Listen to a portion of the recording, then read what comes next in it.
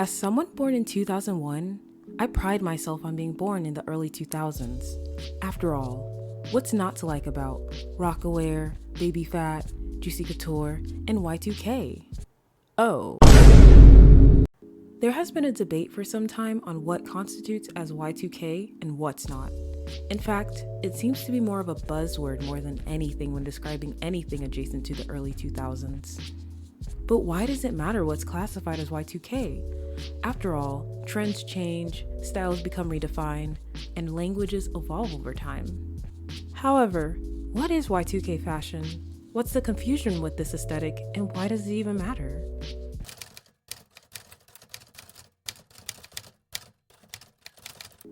Growing up, Y2K was used interchangeably with the early 2000s. So before researching for this video, my perception and opinions of Y2K differed from its original meaning. The literal translation of Y2K is the year 2000, so it took me a while to wrap my head around why it mattered so much on how the definition was used, as long as you were referring to the early 2000s. However, the Y2K trend began before the year 2000 and actually came into fruition in the late 90s.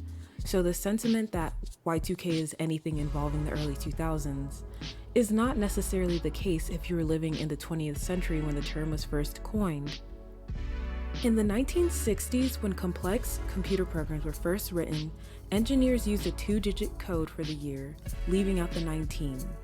As the year 2000 approached, many believed that the systems would not interpret the double zeros correctly, therefore causing a major glitch in the system. This was known as the Millennium Bug, or the Y2K bug, which led to the anxiety of the year 2000. Y2K is a very distinct moment in history given the fear and attention surrounding it. Everyone assumed that the world was ending and that it was the apocalypse. People were scared of this unknown event that would or would not happen. I mean, people were stocking food, buying generators, and were overall anticipating the worst. But what does that have to do with Y2K fashion? Remember, this was a really important piece of history that translated into pop culture during this time. Despite these fears, the 2000s was thought to be a new age of technology and innovation, similar to the 1960s when computers were becoming more popular and accessible. TVs, movies, and the fashion world imagined what this new era would look like. So think metallic and glossy fabrics, shiny materials, exaggerated shapes, bold and saturated colors ranging from electric blues to bright pinks to lame silvers. This was an era that made a bold statement that was zany, in your face, and embraced the digital age. Prominent trendsetters in this era include, but are certainly not limited to, TLC, Aaliyah, Britney Spears, the Spice Girls, and Missy Elliott.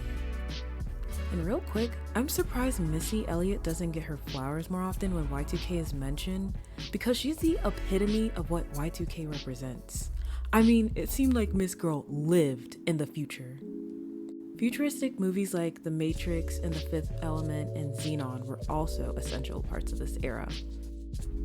Now remember, Y2K was the build-up and anticipation of the year 2000, which is contrary to the McBling aesthetic, which a lot of people confuse for Y2K, which is where we start to see a lot of discourse regarding what is Y2K and what isn't.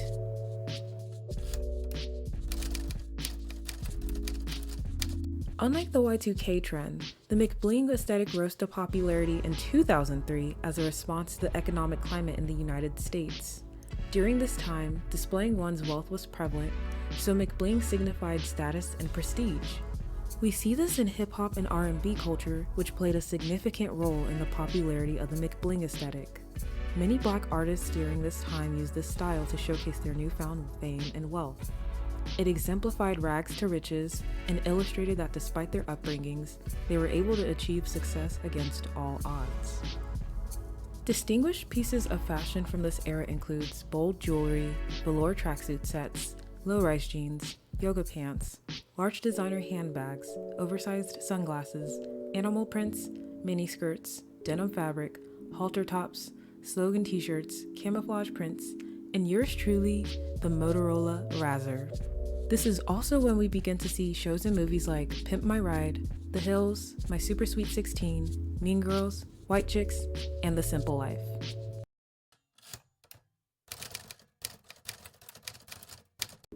I see the frustration people have when some people confuse Y2K for things like McBling, especially when taking into consideration of the defining factors and characteristics of the 20th century's depiction of Y2K, which made it a staple in pop culture history to begin with. By claiming something is Y2K when it's actually something else, you're not acknowledging the other impactful trends of that time period, and you're dismissing their original meaning. However, I think we're being too hard on those who confuse what Y2K is. I mean, when you're actually living through any given time in history, you have more of a comprehensive understanding of what is occurring, as opposed to someone who may be discovering the event, or in this case, aesthetic, for the first time.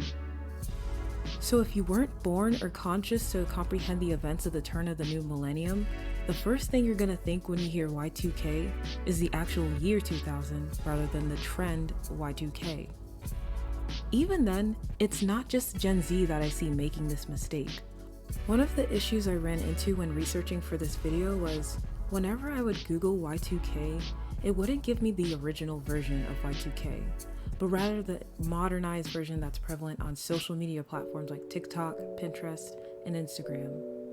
In addition, almost every article I found online would define Y2K, but then prop up references that didn't pertain to the trend at all. Please understand that I am not trying to discredit the original Y2K fashion trend, nor am I trying to dissolve it of its original definition. As much as I respect and adhere to the original style, it's getting lost in the sauce and is losing its initial meaning.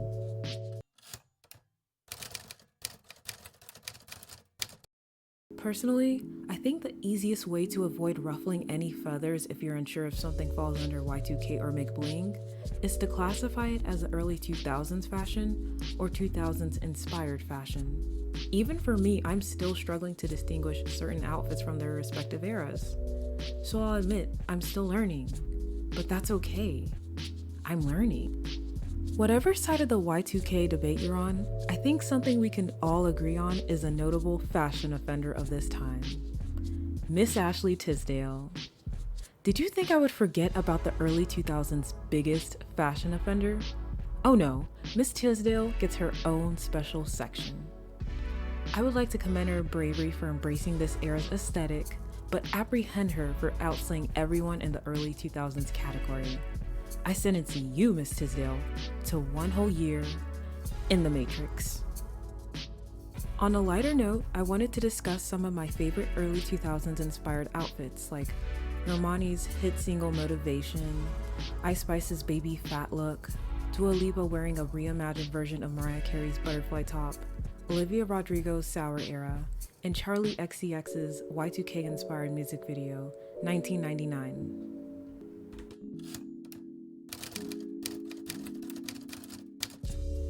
I understand both sides of this debate, but to be honest, I don't have a strong stance on this argument.